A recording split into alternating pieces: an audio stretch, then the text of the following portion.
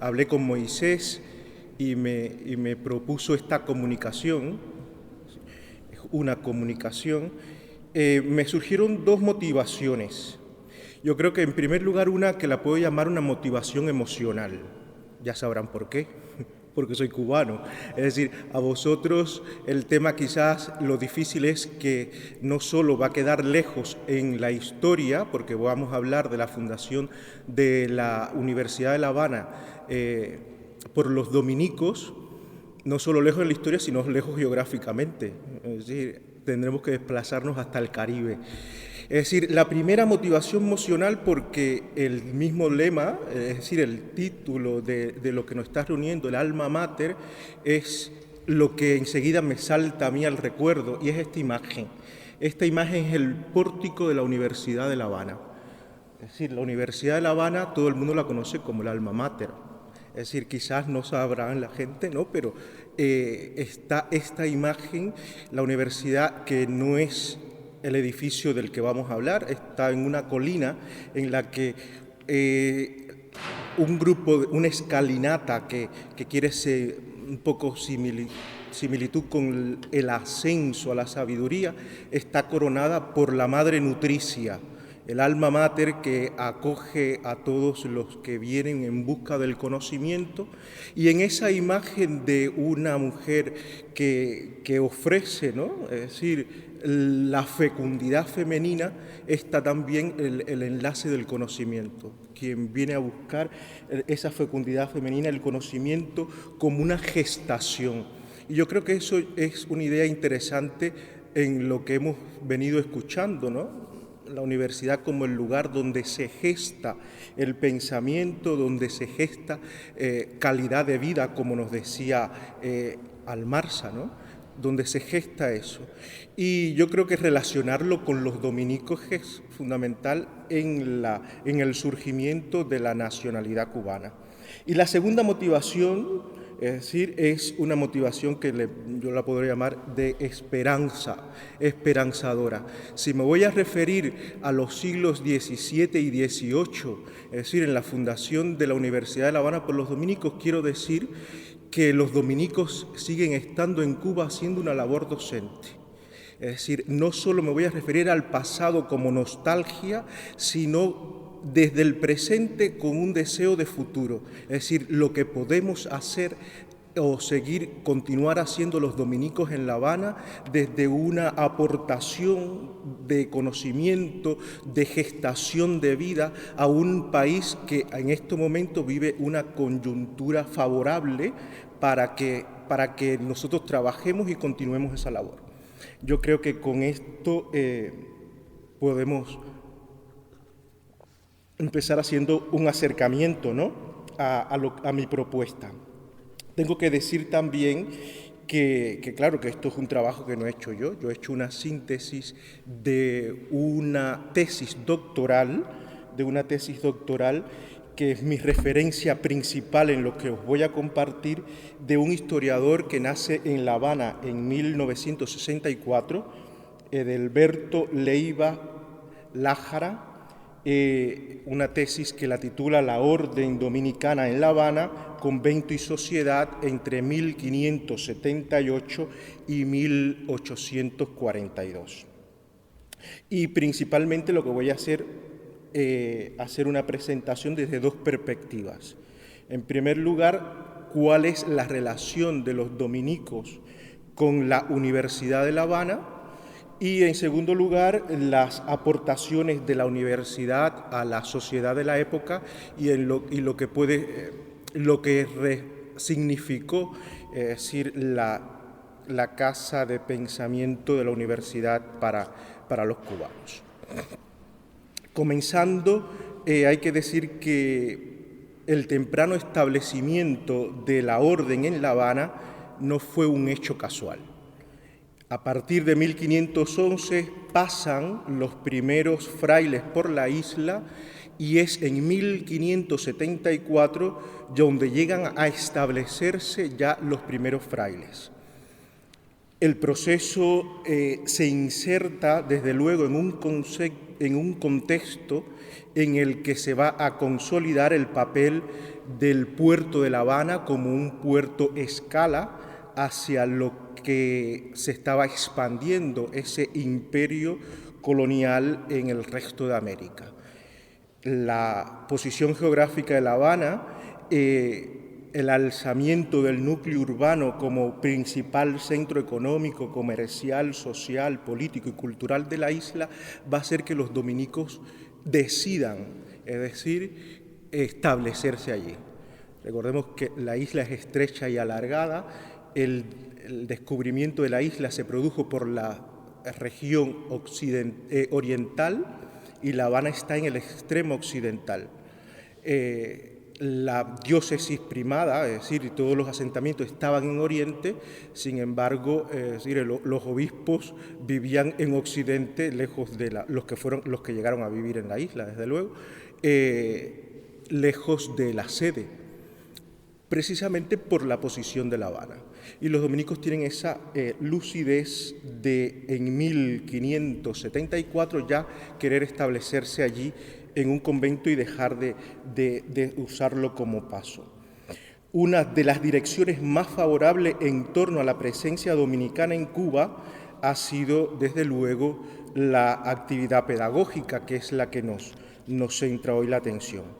Con la fundación de la Real Pontificia Universidad de San Jerónimo en 1728, se crean los vínculos con la sociedad que van a configurar el pensamiento y la identidad de lo que va a ser luego un joven país.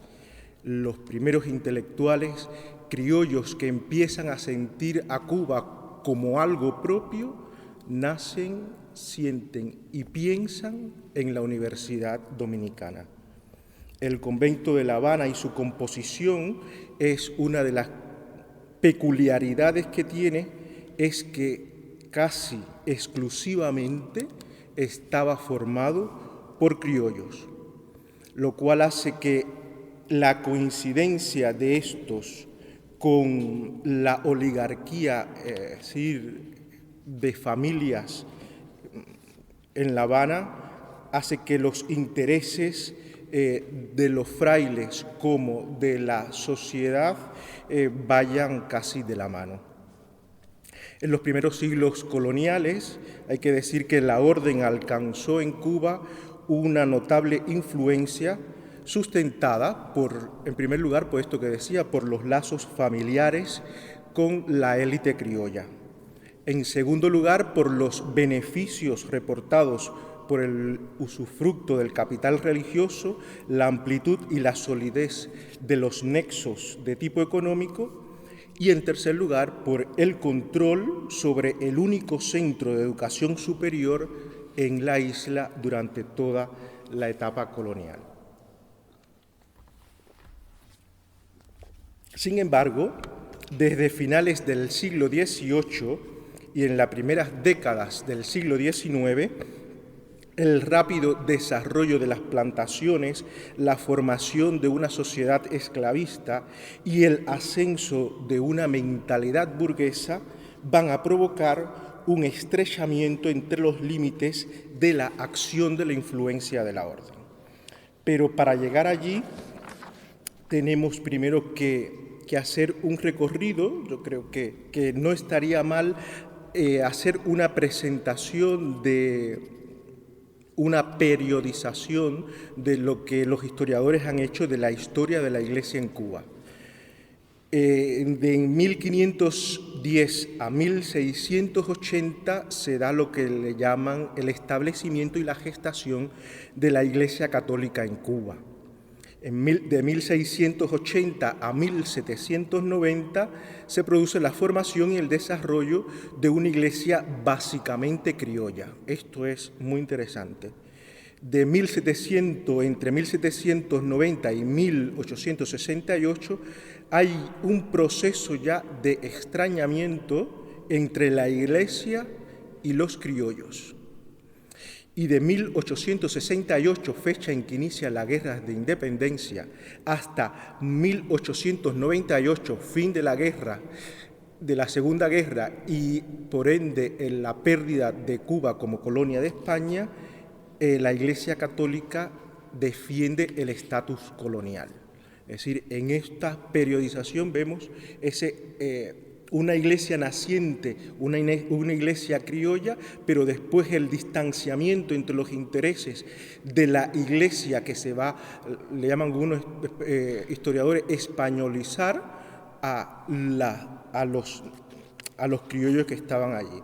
Dentro de esta periodización se puede encajar cualquiera de las órdenes religiosas, pero yo creo que los dominicos también, aunque no han sido fundamentalmente estudiados, suficientemente estudiados en Cuba, la presencia dominicana, hay una periodización también de la orden dentro de esto, a la cual me voy a referir en este momento.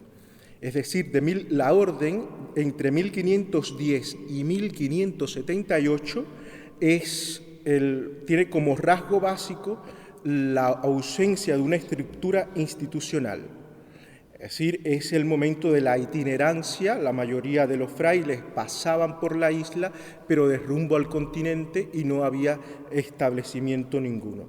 A partir de 1578 y hasta 1680 es la etapa de estructura de las relaciones con la sociedad criolla en diferentes ámbitos de actuación religioso, sobre todo con el convento de San Juan de Letrán en La Habana. Es decir, el convento que va a ser el referente de la presencia de los frailes.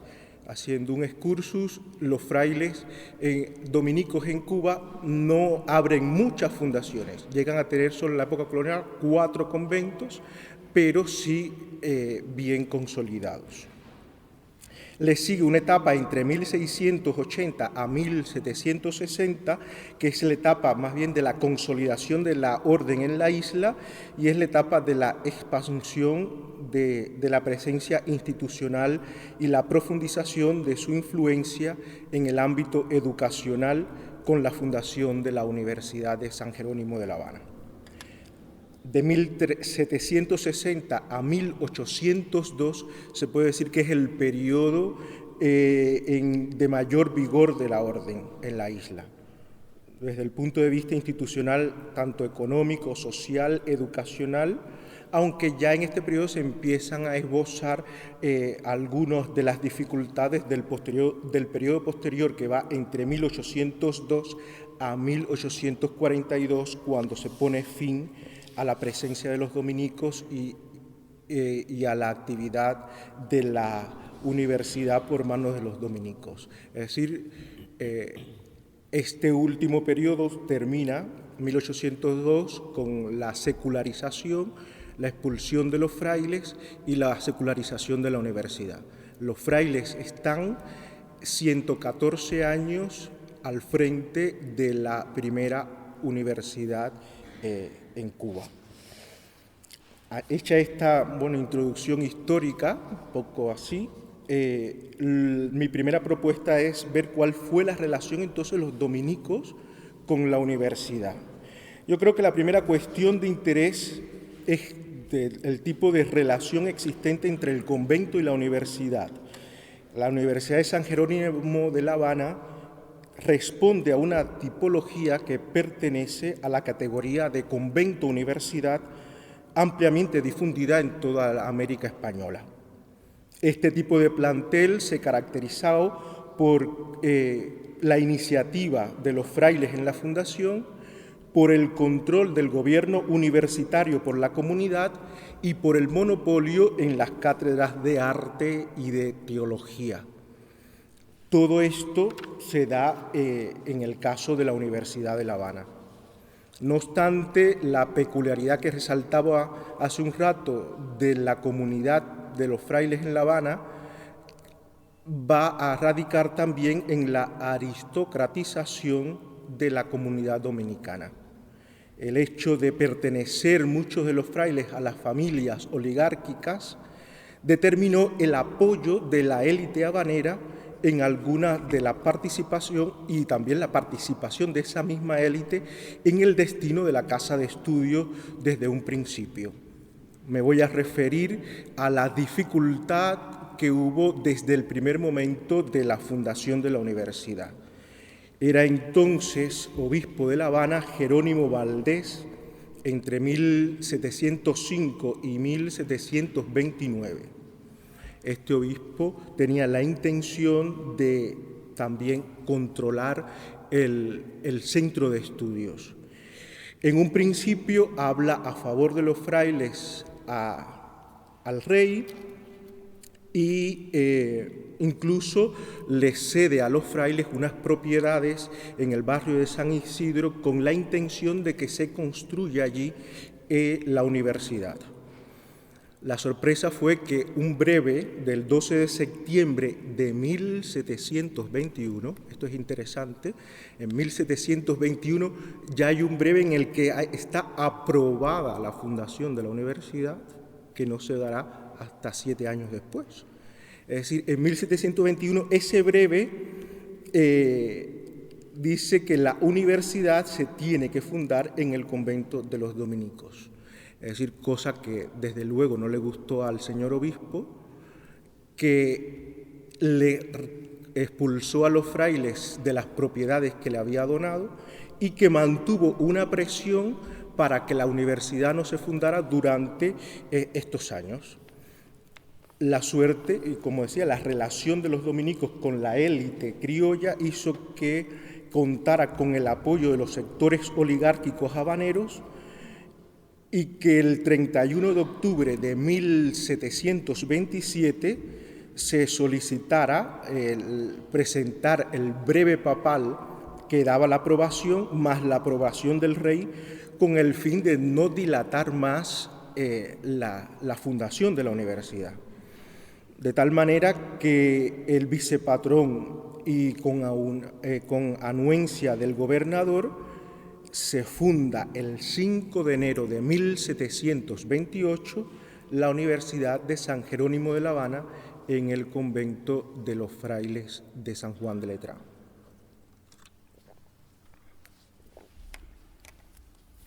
Por otra parte, no hay que ser tampoco muy ingenuos. La actitud de la oligarquía habanera era consecuente, creo que con su participación, con que había tenido desde finales del siglo XVII en la gestación de la universidad, pero que también escondía sus propios intereses. De hecho, las pugnas que tendrán lugar a partir de 1730 y que culminan con los estatutos de 1774 para la universidad van a revelar esa interesada y circunstancia del apoyo unánime de la oligarquía habanera a los frailes. Estos conflictos en general creo que giran en torno al modo, yo creo, en que los dominicos habían puesto en marcha la universidad.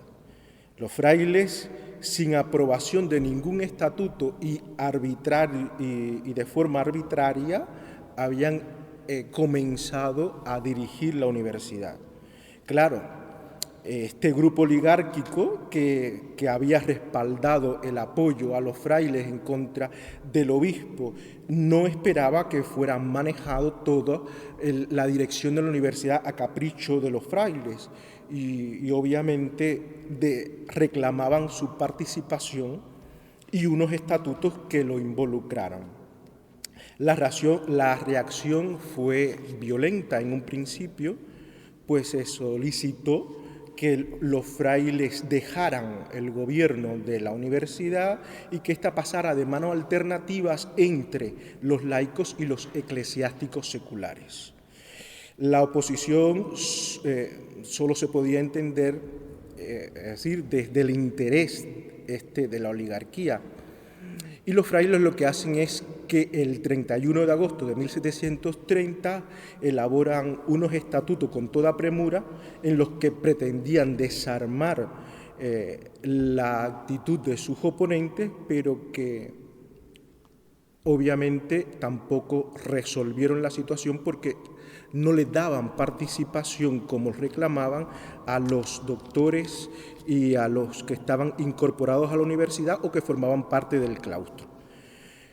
Los reclamos siguieron, una orden real obliga a los frailes a reelaborar un estatuto que se hace con toda solemnidad y en todas las circunstancias en las que se asignan entonces sí a los doctores y maestros que componen el claustro una participación.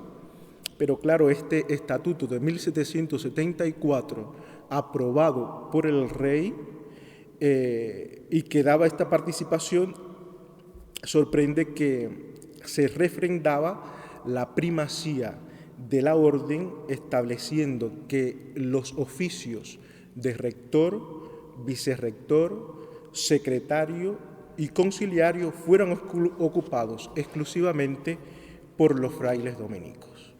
Es decir, que hasta el momento vemos que la universidad nace con dificultad, pero a la vez va encontrando otras dificultades en el camino, y sobre todo por la forma en la que se programó o se llevó a cabo su administración. Los conflictos no dejarán de cesar y cambiarán incluso de tonalidad. Es decir, ya no solo era el interés por controlar el centro de estudio, sino también el reclamo de la participación de muchos de los egresados en actividades en la universidad y el cambio de la mentalidad y de los mismos estudios. Esto es importante, ahorita Almarza hace una referencia como la universidad también tiene que generar un progreso, ¿no? Es decir, la universidad generó un progreso en los formandos que hizo que reclamaran los mismos egresados de la universidad un cambio dentro de la forma de llevar la formación en la universidad. El segundo lugar, la segunda referencia que quería hacer después de la relación que tienen los dominicos con la universidad, es el pensamiento nuevo que gesta la universidad y la aportación que hace ese pensamiento a la sociedad de la época. Es decir, cómo la Universidad de La Habana se va a convertir en el lugar en el que empieza a sentirse Cuba como nación y en el que empieza a nacer una identidad propia de cubanos. Es decir, hasta el momento no existe esta identidad. Son los que, estudiando en la universidad y nutriéndose del pensamiento, van a reclamar una participación, una independencia y un lugar social dentro del conjunto de la división, es decir, que existía en la época colonial en Cuba. En 1757, el obispo Morel de Santa Cruz hace una estimación de que 200 de los estudiantes, eran 200 los estudiantes matriculados en la universidad y un aproximado de 60 graduados ejercían en la ciudad de La Habana. Es decir, que era importante la participación social de los egresados de la universidad. Entre 1728, la fundación, hasta 1757, se habían graduado 18 abogados, 12 médicos, 4 togas, 2 canonjías y una mitra, además de un número destacado de personalidades del clero y de religiosos. Es decir, casi 30 años después, en 1834, el primer secretario, Ignacio Fernández de Velasco, presentaba una lista a Juan Ignacio de Urriza, un listado de los bachilleres, licenciados, maestros, doctores, que según los historiadores, al acotejar la lista, parece que se había reducido un 15%, pero era una reducción voluntaria. Es decir, porque la inspección real lo que buscaba era conocer los ingresos que tenía la universidad por conceptos de rentas y por borlas para ver si la universidad podía pagar alguna de las cátedras. Hay que ver que en este momento, es decir, no se les pagaba. Era suficiente el honor de ser catedrático de la universidad, daba suficiente prestigio como para tener un estatus social sin necesidad de una remuneración. Al contrario, tenías que pagar la universidad por estar tú allí. Entonces, se produce esto, ¿no? Ahí parece que, dicen según los historiadores, un olvido voluntario, es decir, de un 15% de reducción para que la corona no sepa a ciencia cierta cuáles eran los ingresos en la universidad. En el ámbito eclesiástico también se hallaban graduados universitarios, por ejemplo, el obispo Santiago José de Chavarría, que era doctor en Derecho Canónico, así como la mayor parte de los sacerdotes que ocupaban puestos en la curia episcopal, incluyendo el canónigo magistral y provisor de Santiago de Cuba, y Matías Bozas, el provisor auxiliar de La Habana, o Luis de Peñalver y Cárdenas, quien luego llegó a ser incluso obispo de Luisiana y arzobispo de Guatemala. Es decir, un listado de 16 incluso dominicos, la mayor parte de ellos fueron profesores en la universidad, al tiempo que se resalta también la escasez de religiosos de otras órdenes. Solo destacan a Agustín Fernández de Velasco de la Orden de San Agustín, y que estaba emparentado con el secretario de la universidad, que era un dominico, y el mercedario Nicolás Fernández de Pacheco, que pertenecía a una ilustre familia y que también estudió allí. Es decir, se podría seguir, no es hora de hacer el elenco de los ilustres personajes que pasan por la universidad. Razón suficiente como para argumentar que son los primeros cubanos los que sienten a Cuba, los que pasan por la universidad.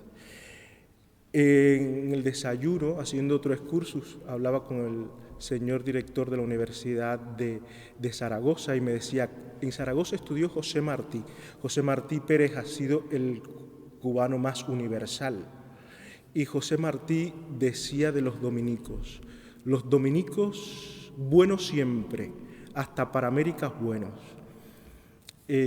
Allí los frailes los tienen en La Habana, a ver eso qué es. El profesor de José Martí, Rafael María de Mendive, estudia en la Universidad de La Habana, es decir, en la Universidad de San Jerónimo de La Habana, quien va a ser el tutor de Martí y quien va a poner en Martí todas esas ideas de independencia y de cambio y de la nación. En resumen, podemos decir que la universidad, con respecto al convento, siempre reveló una cierta independencia, a pesar de que los frailes no dejaron de controlar durante todo este tiempo, es decir, no solo los altos cargos, sino también ciertas direcciones de la universidad. A modo de conclusión, saltando muchas de las cosas que os quería proponer, podemos decir en primer lugar que la presencia de los dominicos y la evolución de los dominicos junto con la evolución histórica de la isla va a ser un factor propicio para que encontremos una relación entre la universidad, los frailes y la nación cubana. Hoy, con la satisfacción de saber que los dominicos continuamos en Cuba haciendo también una labor formativa, quiero reivindicar el papel de los frailes en la formación del pensamiento nuevo, transformador de nuestras sociedades. Gracias.